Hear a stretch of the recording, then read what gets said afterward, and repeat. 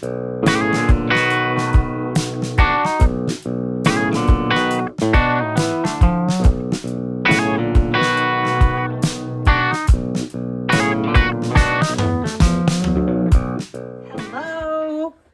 Finally, the day has come. I'm ready to reveal the top secret new tool. This has been under development for many, many years. I have been using it and many products like it. I've probably tried over 20 different types and have settled on a formula that I have found to be the best for applications in jewelry. And I am really excited to introduce you to Set It. So this is a moldable work holder for two-handed setting.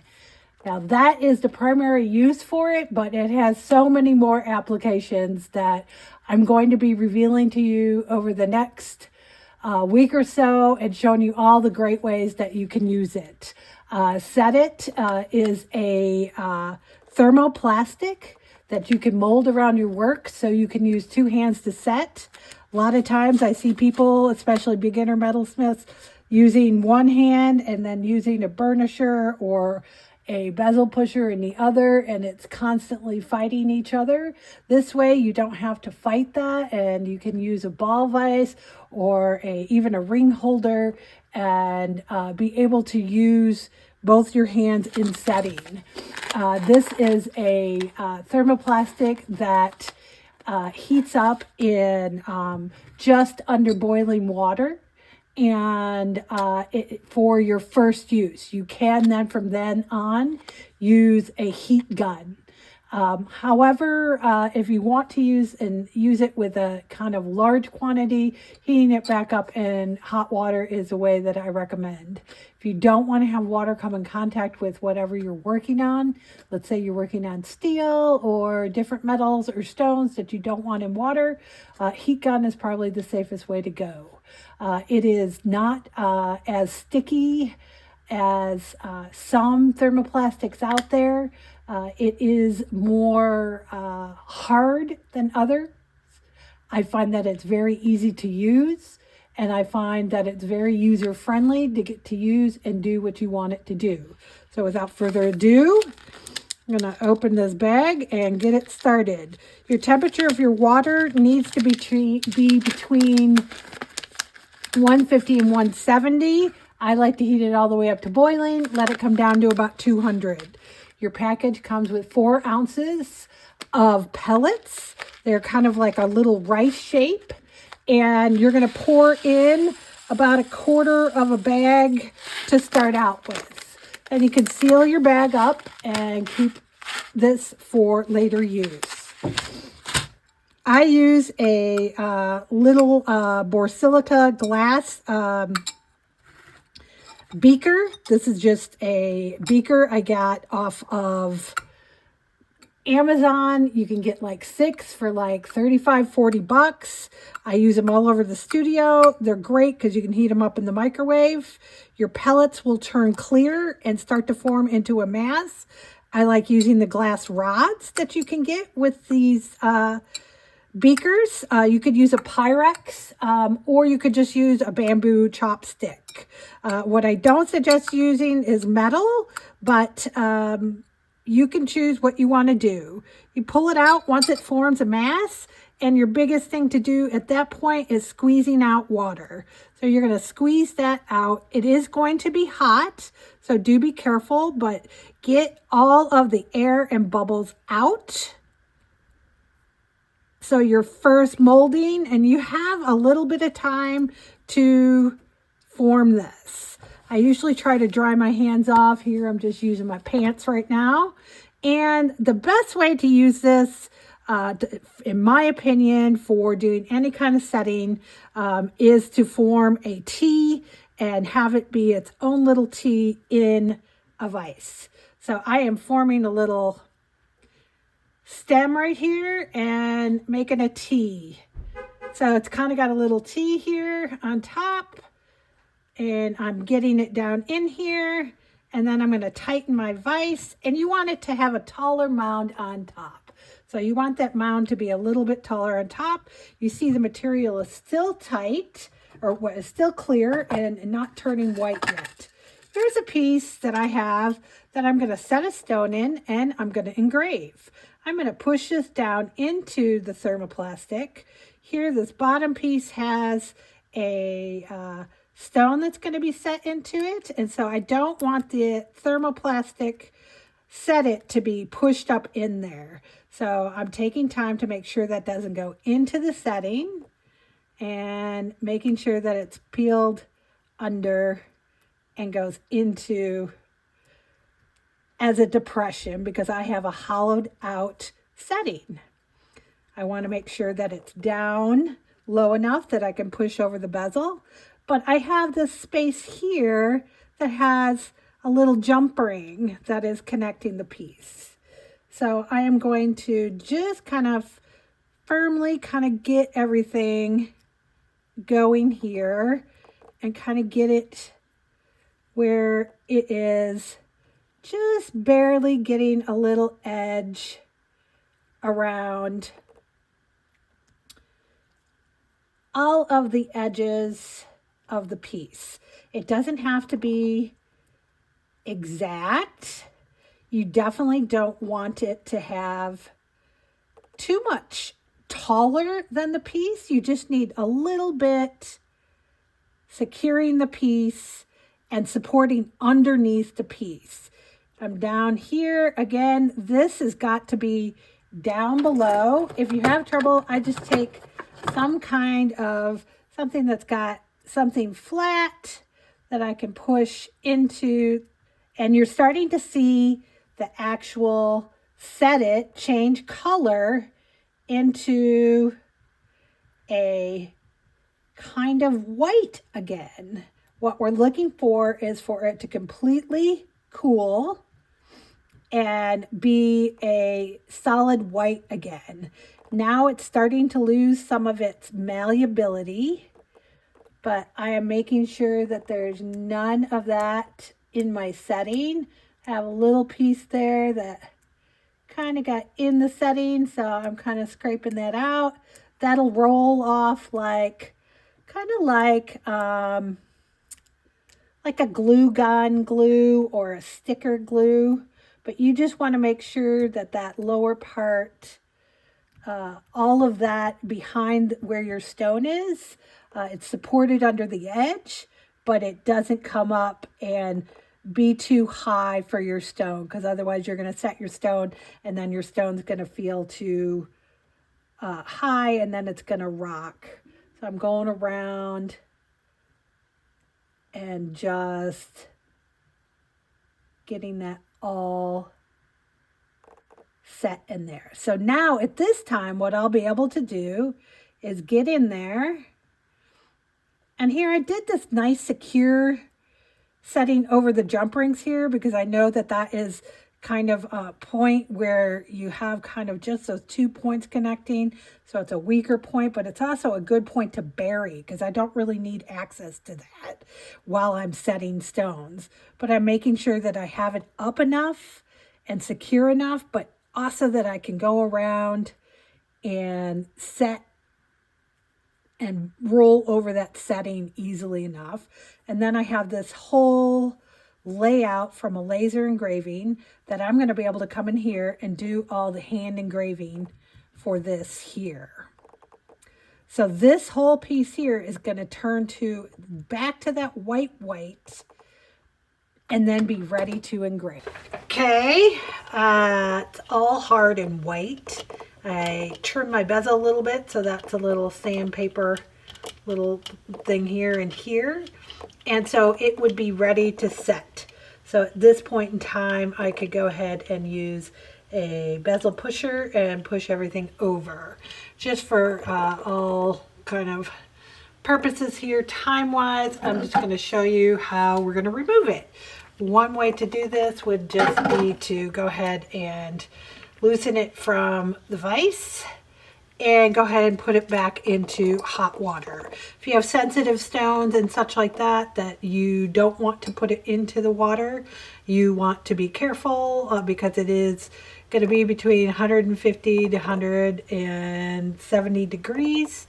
So more sensitive stones that are more thermal sensitive, tanzanite, opal, apatite, emerald, you really don't want to put in and have that kind of shock.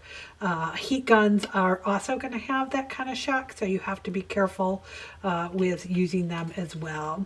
So what I would show you here is a quick way to go ahead and use the heat gun. I'm going to go ahead and take that stone out since it's not set, but we're going to go ahead and just show you how the heat gun works.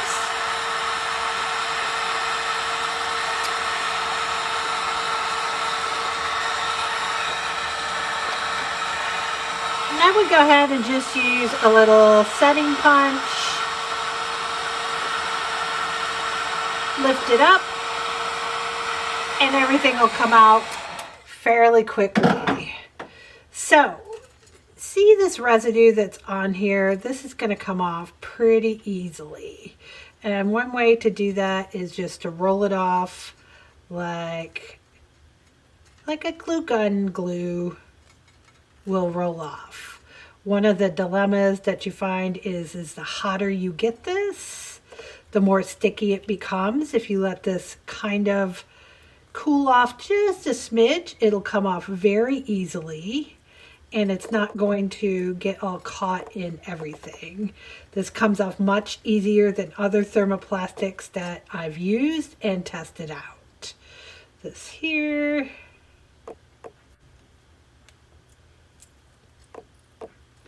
And there we go.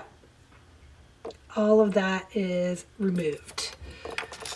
One advantage you have here is you can take this here and you can make sure that your vise is tightened again, and you can leave this tea in here.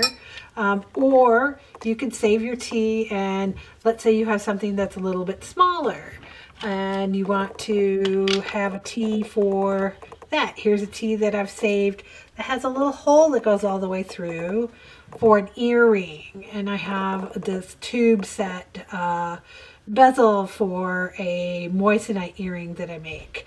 So all I'm going to do is heat up with the heat gun again. And you're just really heating up that surface.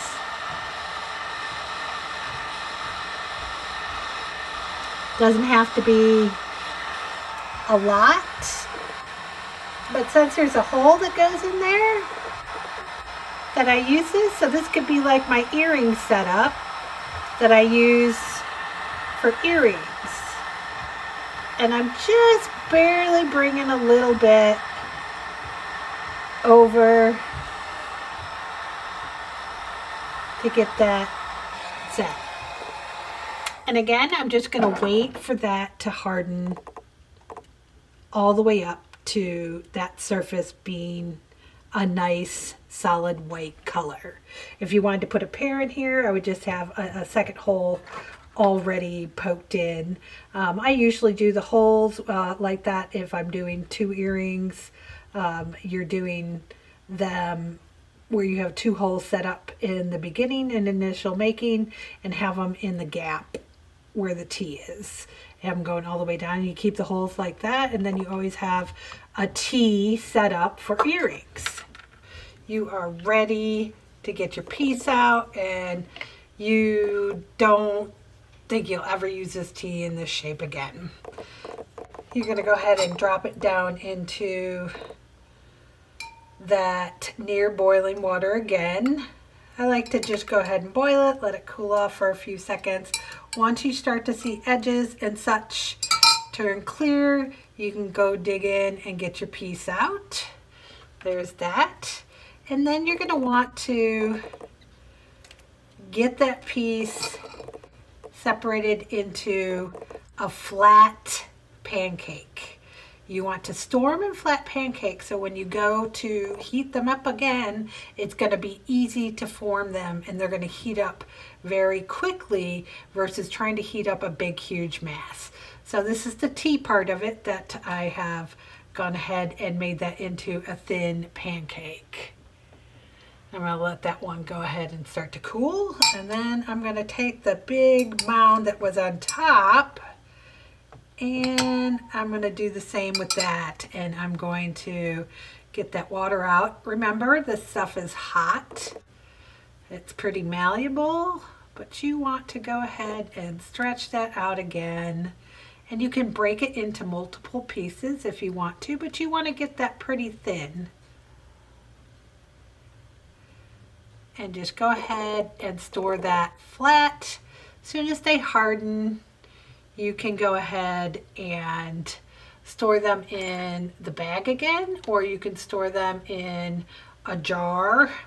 The other thing is I'm going to go ahead and get this big mass. This big mass is not something that I think I'll use again, let's say. And so I'm going to go ahead and put that back into the hot water for a little bit and let the heat go ahead and do its job.